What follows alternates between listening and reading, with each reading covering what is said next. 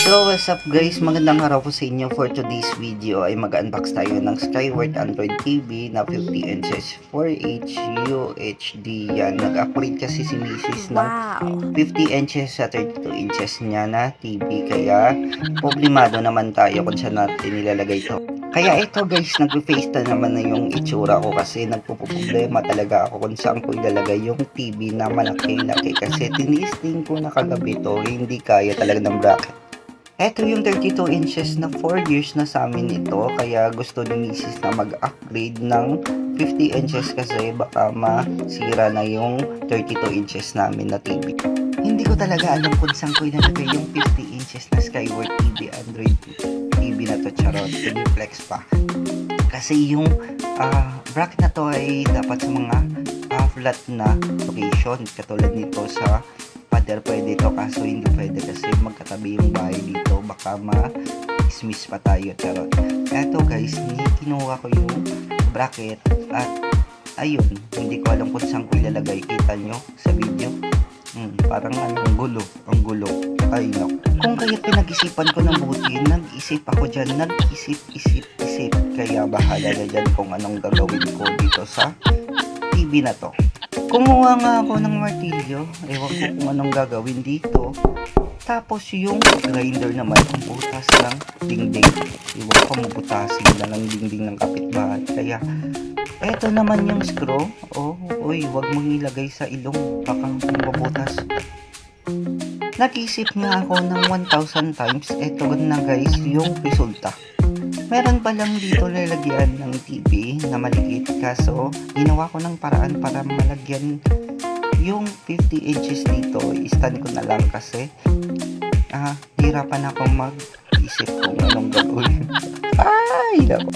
Nilanggari ko nga yung stand nitong ewan ko kung anong tawag nito, basta nilanggari ko at yun, ginawan ko na ng paraan kasi nagagalit na yung partner ko kasi hanggang kagabi, hanggang ngayon hindi pa natatest yung TV, baka may sira daw. At ewan ko nga, lagyan ko nga ng tornilyo yung nilanggari ko kanina para magiging lalagyanan ng TV natin. Ewan ko kung matibay ito.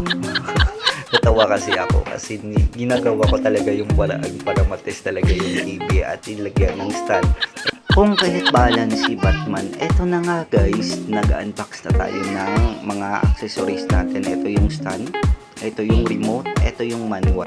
So dito nga guys, inilipat-lipat ko yung video kasi against the light tayo. Yan makikita nyo ay na-unbox ko dyan kasi natakot ako baka masira o mabasag yung screen ng TV nito kasi malaki at mag-isa lang tayo guys.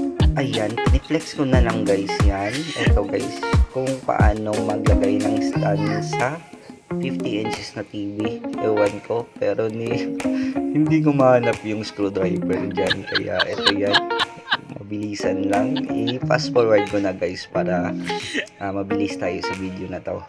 Para wala lang. So, sa sobrang tanga ko, inilapit ko yung video sa aking harapan. Ewan ko, hindi ko alam dyan mag-screw, pero titry ko at I do my best. Para matibay lang yung pagsastand ng TV na to at hindi matutumba.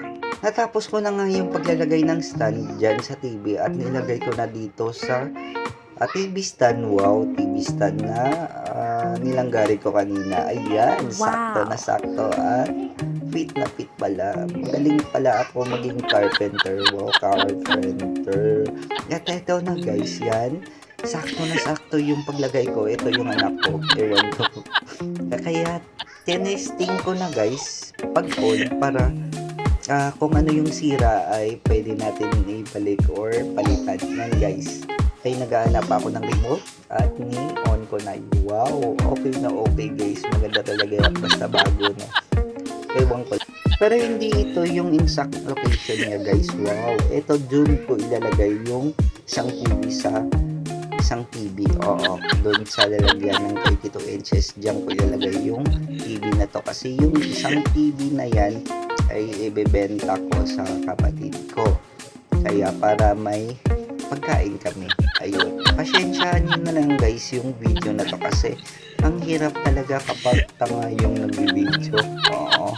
Ayan guys, yung finished product. So, ayun na nga guys, nilagyan ko na ng clip at ito na yung finished product nito at sayang-saya talaga yung asawa ko kasi nakabili na naman siya or nakapundar siya ng kanyang pinaghirapan sa ibang bansa. At salamat sa panonood pala dito sa video na to at sana masuportahan nyo ako guys para makatulong naman kayo sa akin. Oo, no. At thank you po.